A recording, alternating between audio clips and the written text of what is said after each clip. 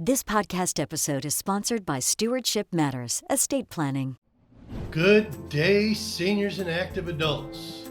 Welcome back to our YouTube podcast, Get Your Weekly Slice, where we protect, inform, and educate you, our seniors and active adults, every week about what you should know as you age. It is about keeping you, our seniors, in the know. This is more of what you should be on the lookout for. And I'm going to start off with finding a contractor when it comes to your home.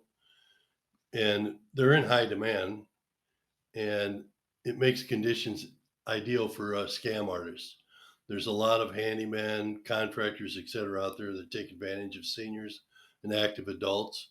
The one thing that you need to consider when dealing with any contractor is that you want to make sure that you do not give them any money up front to fund the project's repairs or replacement. So don't give anybody any money up front, because they'll take the money and you won't never see them again. So be wary of anyone that knocks on your door, calls you on the phone, and does some unsolicited things, or has a discussion with you about doing some repairs around your home. Because even if you're a senior or active adult, everybody has some type of punch list that needs to be addressed at their house. But keep in mind that you really need to watch yourself when you hire any type of general contractor or a handyman to do repairs or replacements around your house.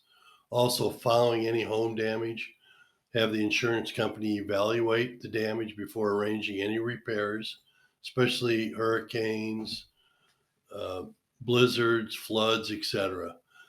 Get at least 3 written or itemized estimates or bids on the repairs. Make sure that you're able to verify the contractor, check the Department of Business and Professional Regulation, and see if there's any issues with their licensing in the past. You know, the contractor you can check on a website, the DPBR website, to see if there's any activity that they've been reprimanded for. Research the company and its reputation. Always ask for references.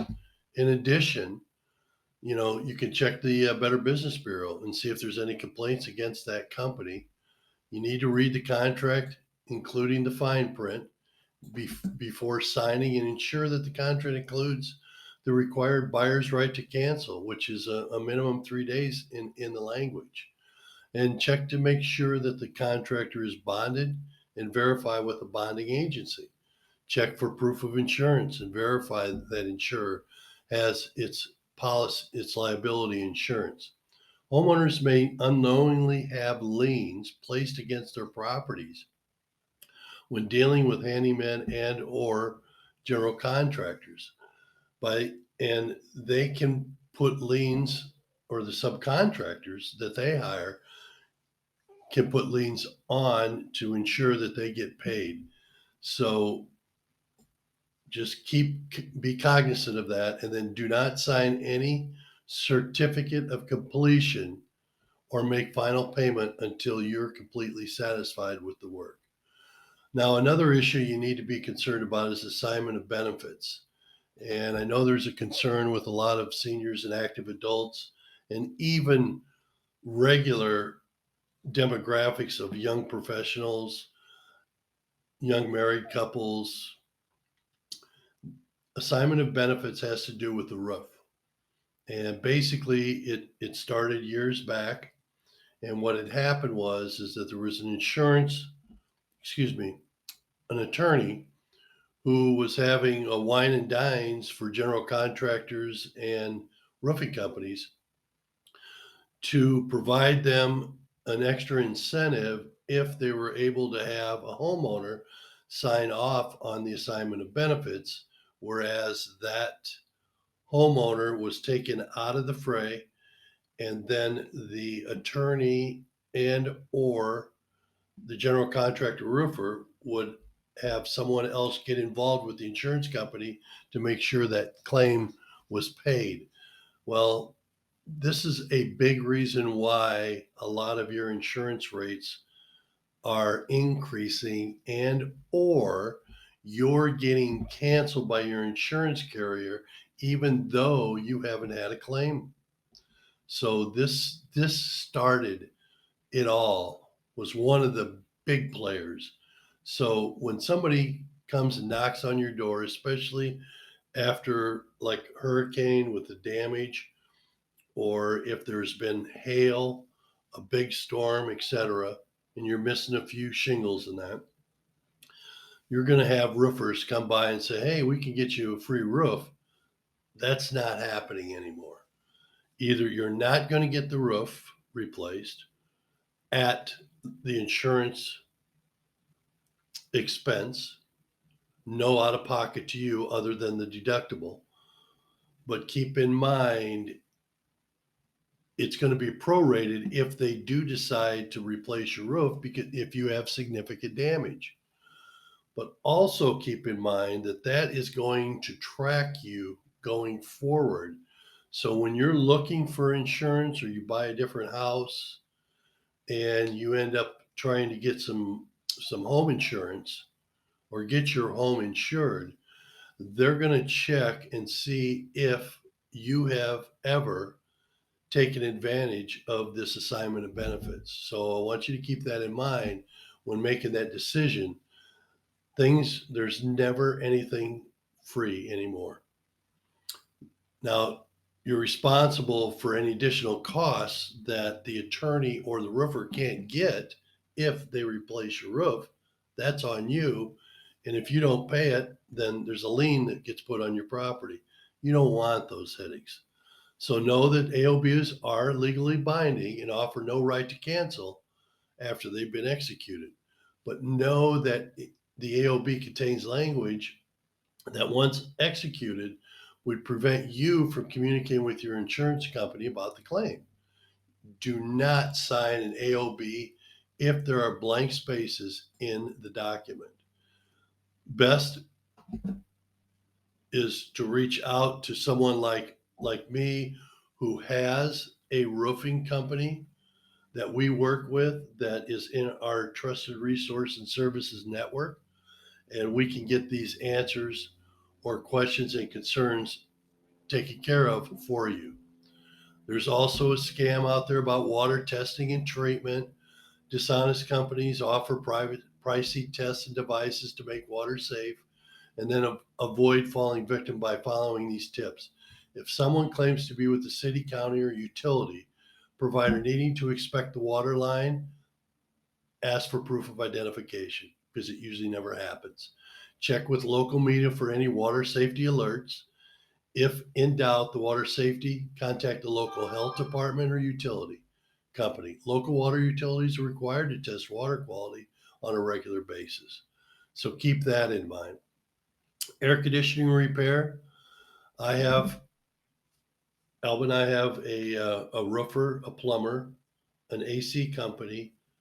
We do have a handyman, and we also have a plumber that we refer out. Keep in mind, we don't get referral fees. It's all about protecting, informing, and educating you as seniors. Our biggest, with what we do as realtors, we want to make sure that you're not taken advantage of. So, and in the podcast number 4, I'm going to give you some real life stories that have happened here in the Orlando area. And it very well could happen anywhere else in the country.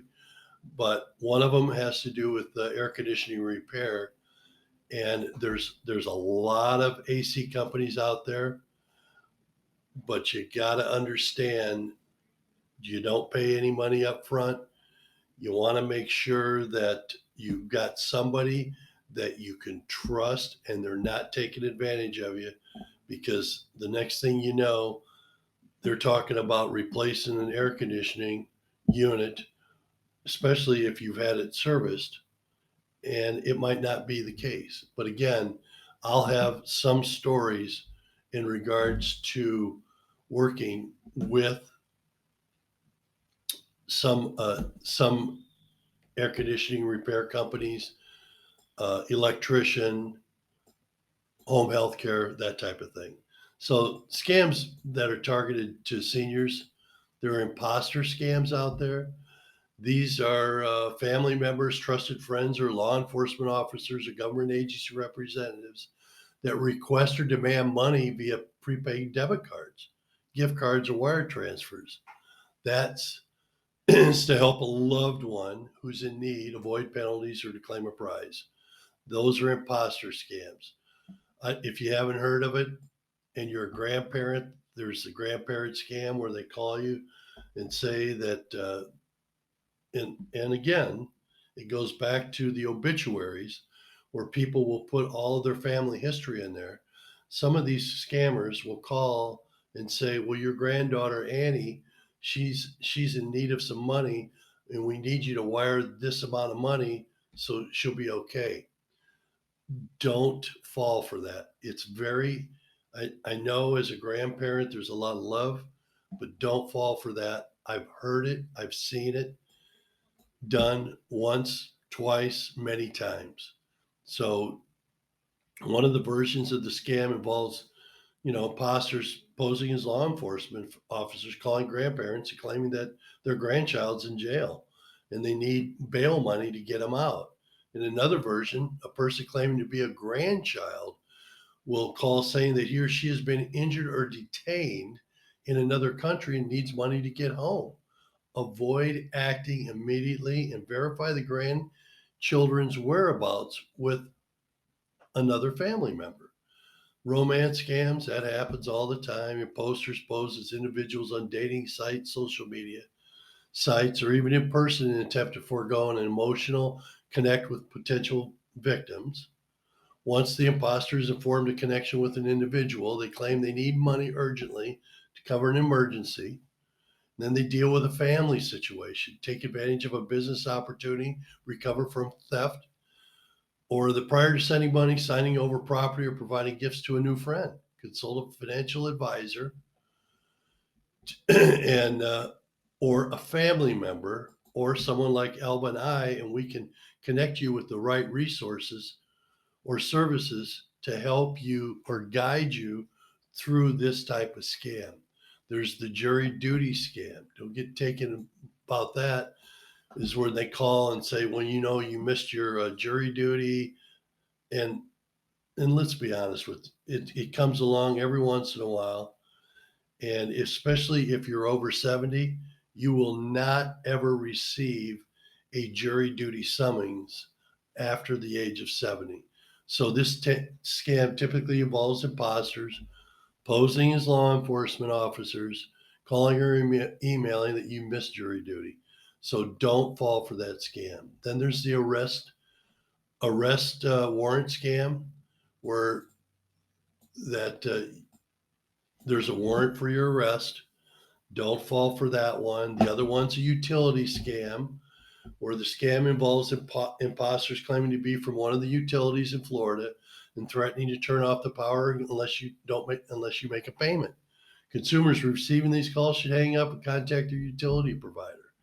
They do not call you to say that you missed a payment, and they won't demand over the phone that you make the payment. No utility company will do that. Then, of course, there's the sweepstakes, the lottery scams overseas. Send us some money, and then we'll be able to send you your money. Don't fall for that at all. And then another one is the discount prescription programs. While some medical discount programs offer legitimate savings to the consumer, some engage in deceptive practices or outright fraud. Some discount programs require exorbitant monthly or annual fees. Don't fall for that. So then there's the telemarketing scams, where scam artist calls a potential victim selling products using high pressure sales tactics. Don't fall for that. If somebody's offering you something and they're tapping into your emotions, take a step back, take a deep breath, and say, you know what? I'm not ready to purchase anything like that. Let me think about it. And don't give in. And then the IRS, where that you've owed taxes on a sweepstakes that you won, or you haven't paid your taxes. Don't fall for any of that. They never call you. So these are some, basically, these are used a lot when it comes to senior scams. The medical alert and security systems scams, the tech scams, any of that stuff. Don't, if it's solicited, unsolicited, somebody calling you, don't do it, because you could do tech, but you're the one that's initiating the work to be done on your computer. If you have a computer, there's a lot of seniors and active adults that don't deal with that stuff, and understandably so, because they feel like I do sometimes that I might break it, but I don't. And I know that my grandchildren and children know more about the tech side of things than I do. Then you have travel scams, the discount travel scams, the timeshare scams, vacation prize packages. You want a trip. All you have to do is give us your name, send us X amount of dollars, and we'll send you the information. Don't fall for that. The charity scams, that's another one because it hits the heart. The red flags for that should be that the charity or solicitor refuses to provide detailed information about the charity's mission, fundraising costs, and use of donations. The solicitor uses high pressure or guilt tactics. The solicitor requests donations to be made in cash or debit cards. The charity has and sent an unsolicited email encouraging recipients to enter credit card or bank account information. They also can send a courier to collect the donation immediately. They can ask for the check to be made to a particular person rather than the organization. Don't get caught up with that stuff. And keep in mind, when you come to my website, I'm going to have these numbers when it's associated with a certain type of scam as to who you can reach out to get verification from someone who has an unsolicited attempt to you, either knocking on the door, send an email request, and or called you on the phone. So that way you'll be able to check the charity's legitimacy. So just keep all of that in mind. It's this, if you have any questions about any senior scams or anybody that's approached uh, elder abuse, those type of things, and that'll be another podcast, elder abuse, because that could go in deeper. But all we want to make sure is that you're aware of what type of scams are out there that are specifically targeted towards seniors and active adults. And keep in mind, the more people who age, as we are aging longer in our lifetime, the more people that age, the more people are going to be out there trying to take advantage of us seniors and active adults. And so just keep that in mind. And also keep in mind that I do a seminar for senior scams, and I either have the Attorney General's office representative talk about it. I also have the Sheriff's Department have a police officer talk about the scams that they see specifically targeted towards seniors and active adults. In closing, I hope you enjoyed today's Get Your Weekly Slice. If you'd like to discuss further today's topic, you can reach me via email at mike@your, Y-O-U-R, Florida, spelled out, Haven, Haven.com, or call me at 407-340-5291 to set up an appointment.